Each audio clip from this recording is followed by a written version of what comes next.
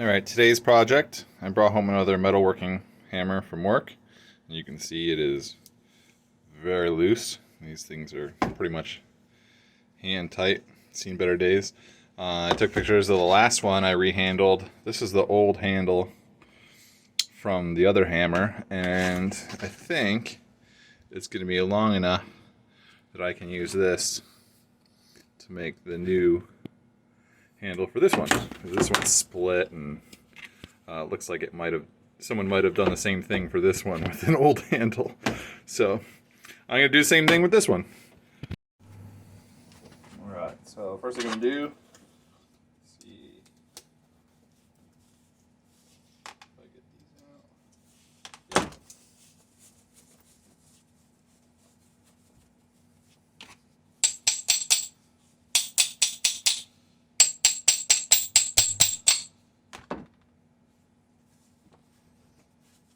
Oh, splinter.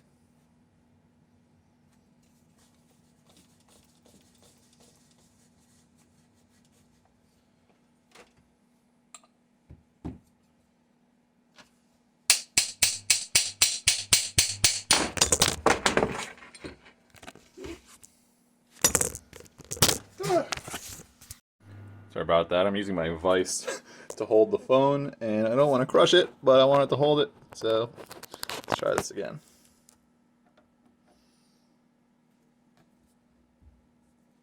Maybe. All right. So basically, I need to look in this hole. I have to carve this to fit in there. Shouldn't be too difficult.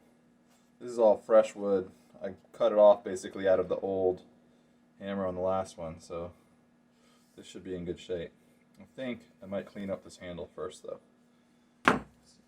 Real quick, just because I thought I was amusing, I have this piece of old boat hull from the Condor prototype.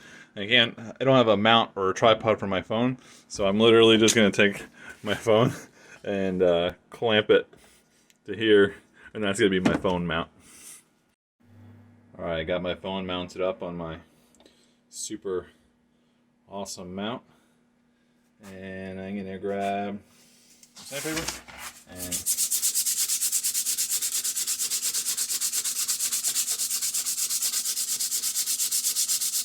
this all cleaned up.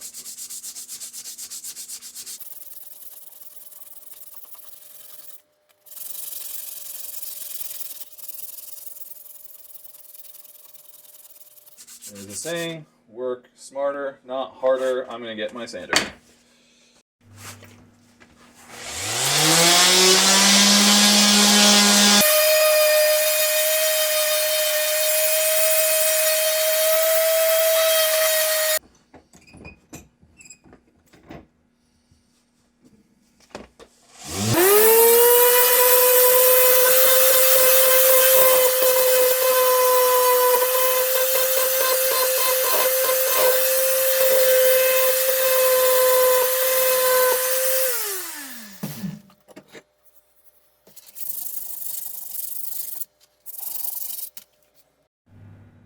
Alright, so now basically I have to make this look like this.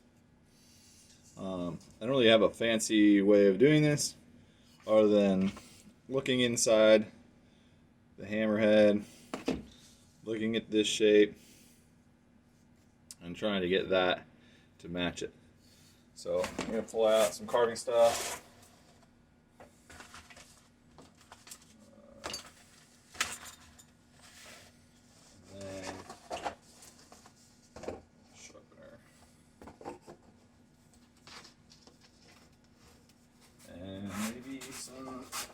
A little bit of mineral oil.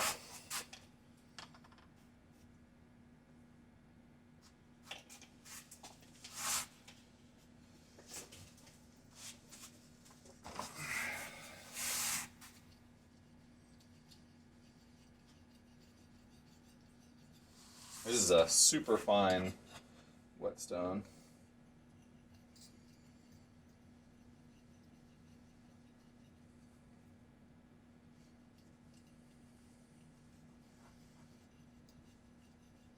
If you've ever done wood carving, you know the difference between using a sharp knife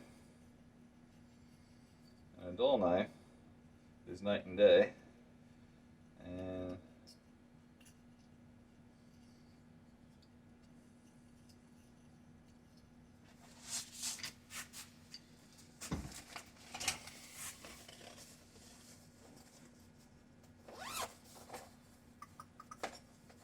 so for a strop, I have these old paint sticks with a piece of leather glued to it. This one I made. This one's my grandfather's, and works pretty good. It's just an old belt, I believe, that was put on here, and that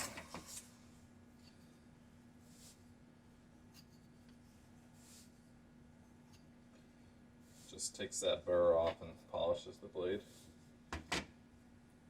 Actually, just got a new file. It's a, I want to say it's a Shinto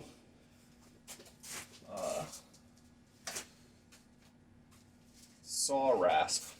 It's a Japanese file. It's fine on one side and rough on the other. And it's really good for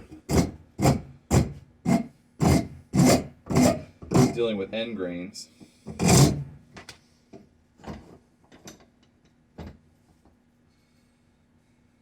And because it's hollow, it doesn't get gummed up the way a regular like bastard file would.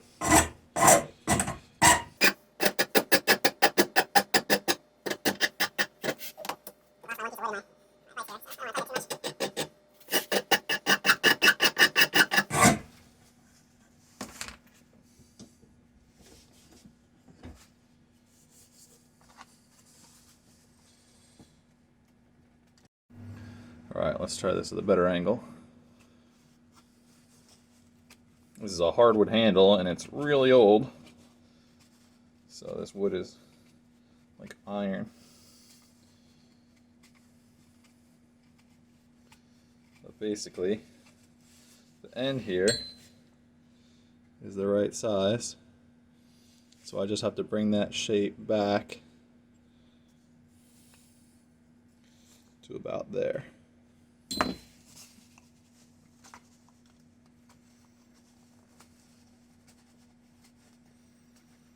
I have like the worst hitchhiker's thumb in existence, so pushing on my thumb doesn't work super great. So the grain of this wood is actually going the other way. Ideally I'd be carving that way, but that's all the more reason to need a really sharp knife so that it doesn't tear out big chunks. And I'll just take little bits off.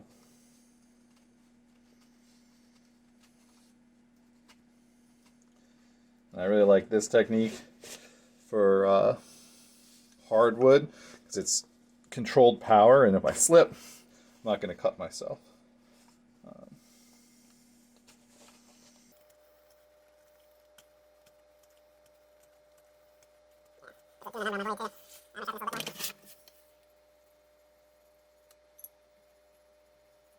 So this stone is an ultra fine stone. And really, usually I don't even mess with the stone. I did a number on this the last time I used it. The saying goes, sharpen once, hone for life.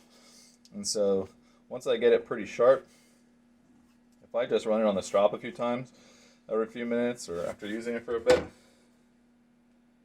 that's usually pretty good at maintaining the edge. Yeah, oh yeah, there we go.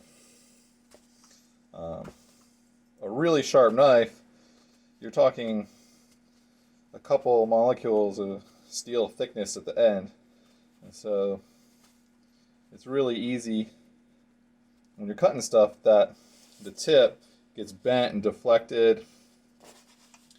And it's not that the blade isn't sharp, it's just the edge isn't straight, and so the strop will just kind of realign all that stuff, or a hone. I'm sure you've seen those round steels that kitchen chef knives use, and chef knives are generally a pretty shallow bevel, and so it's kind of a fragile edge, especially like a sushi knife or something. And so you'll see them run it chink chink chink on those This round metal thing. It's not a sharpener, it's just a hone. All it's doing is aligning all the little bent deformities on the edge to be straight again. And as long as you're not like cutting into granite or doing something that's going to actually physically damage the edge, the food will bend it and it'll lose its, like, I don't know, that super keen edge, but you can straighten it out with a hone and it'll be really sharp again. Am I on camera? Yeah.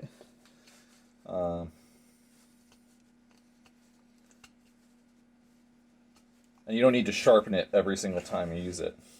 So we're getting a little closer here. So the other thing I'll do is I'll put it in. I'll give me kind of a line that tells me where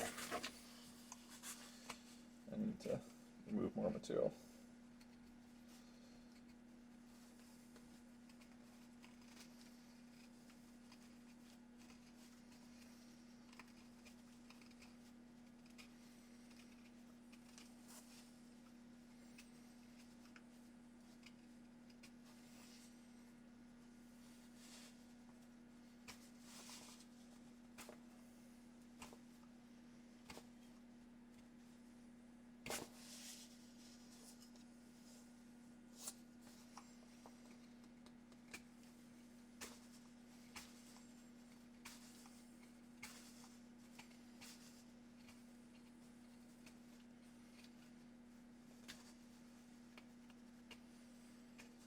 Sharpening knives is one of those things. When you do it by hand with a whetstone, it's such a feel and muscle memory of keeping that bevel, that edge, just right. My grandfather could do it so well. I end up ruining the edge half the time and having to start over these whetstones. Although I've been sharpening my cap knives for a long time, so I can get it pretty good. But these are such a fine edge. It's pretty tricky.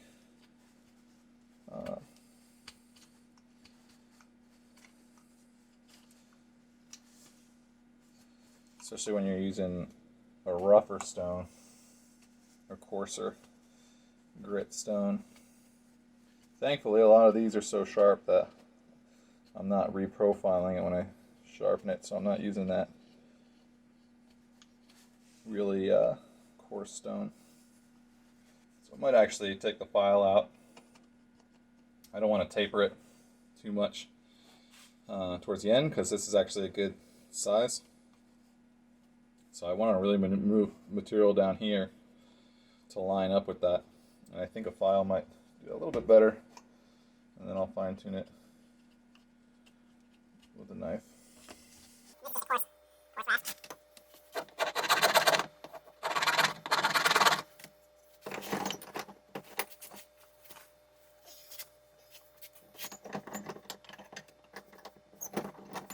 It's an old banged up handle, but might as well try and protect it a little bit.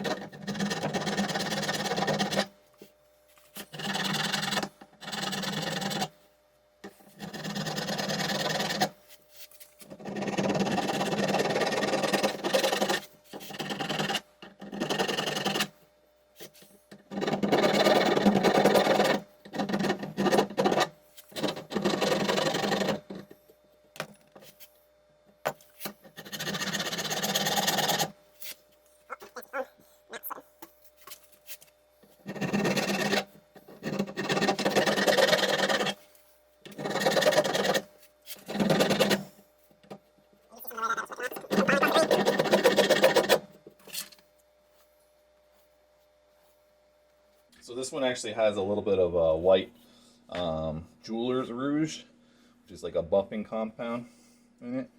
And so it's almost like an ultra fine sharpening stone, and it actually will bite the material a little bit more.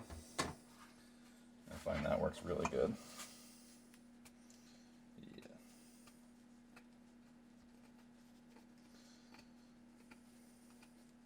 especially this this cut. I'm cutting across the grain, and like I said, this is really old hardwood. It's super dry. This is like the kind of pretty much the hardest thing to carve.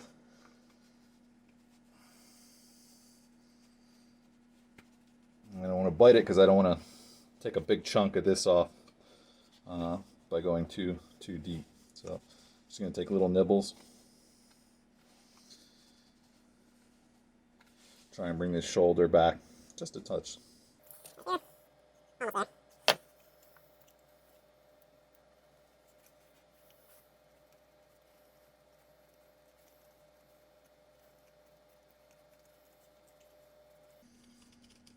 Yeah, so that's what happens when you catch the grain. Come on, focus. There we go. It'll peel it off. I don't really want that to happen.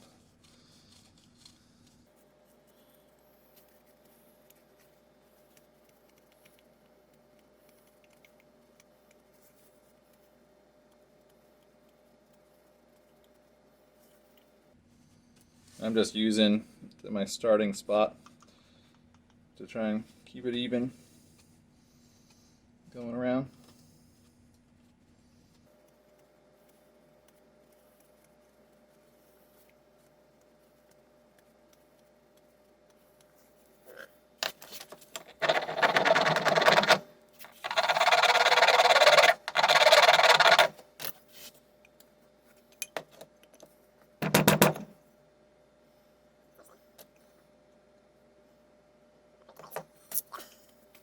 A little more aggressive. There's like a wide spot right here.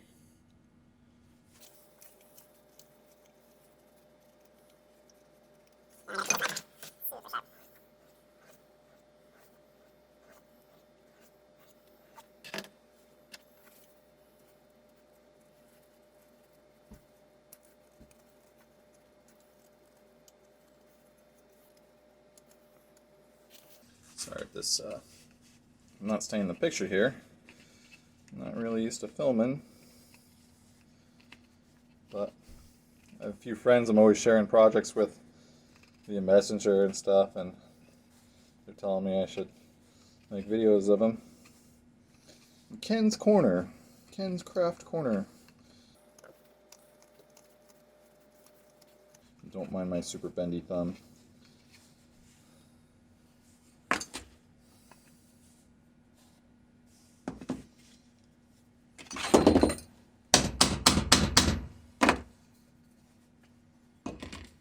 See. Maybe you can't. It kind of makes a line where it's touching, and that gives me an idea of where I need to remove material.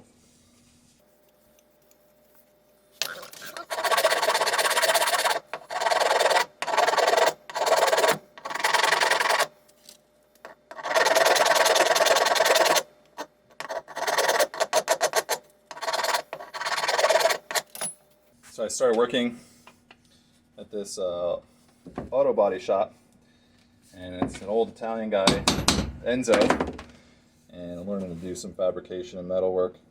And all of his hammers, the handle is about to fly off or would fly off while using it. So I've been taking them home and re-handling them for him. That way I don't get hit in the face while watching him shaping some metal.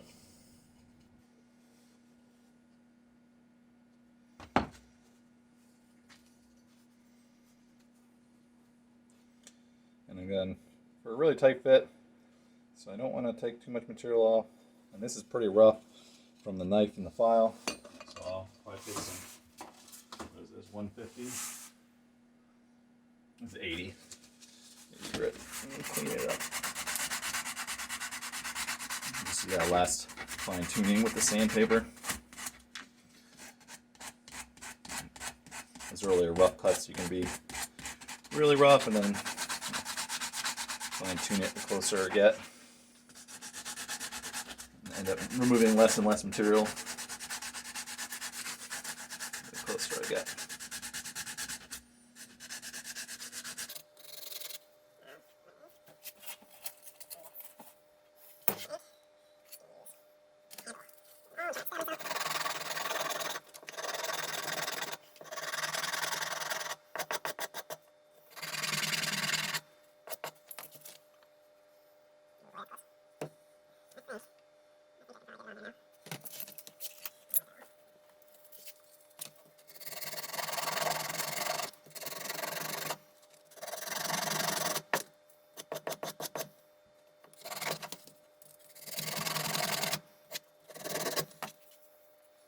All right, we are pretty close.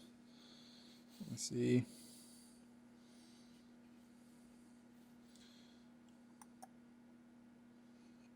I think I'm pretty much ready to hammer it on. I can't decide whether to use a wooden wedge. And so what I could do is I could take a saw and cut down the middle here, and then put the handle on, and then glue a wooden wedge, hammer it in, and cut it flush. Or what was in there before were these little nail wedges, metal wedges. I use these on the other handle that I fixed, but it ended up splitting the end. Oh, my phone's yelling at me. The video's too long. Let me see. So I think I'm just going to use what I have, these guys, and not mess with it, because I don't really have a good hardwood to make a wedge out of. So yeah, let's just do it.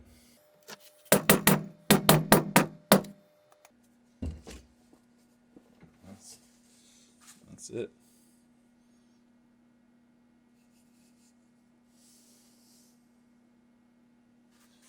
And get a bigger mallet.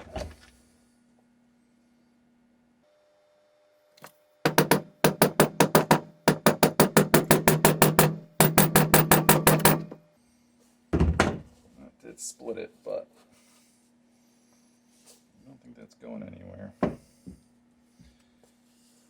These hammers aren't really, well, a mount.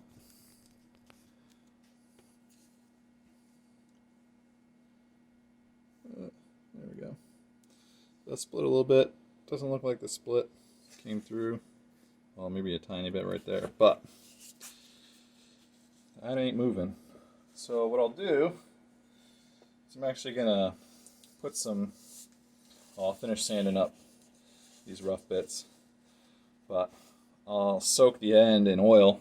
I'll just use mineral oil, and then that wood will swell and be like preserved by the oil and get a super tight fit. So yeah, there's the old busted one, and it looks like this is actually still even longer. If this end doesn't work out, I can cut this down a little bit and try it one more time. I can just cut that flush and knock that out. I'll get one more use as handle. So, yeah. Pretty good.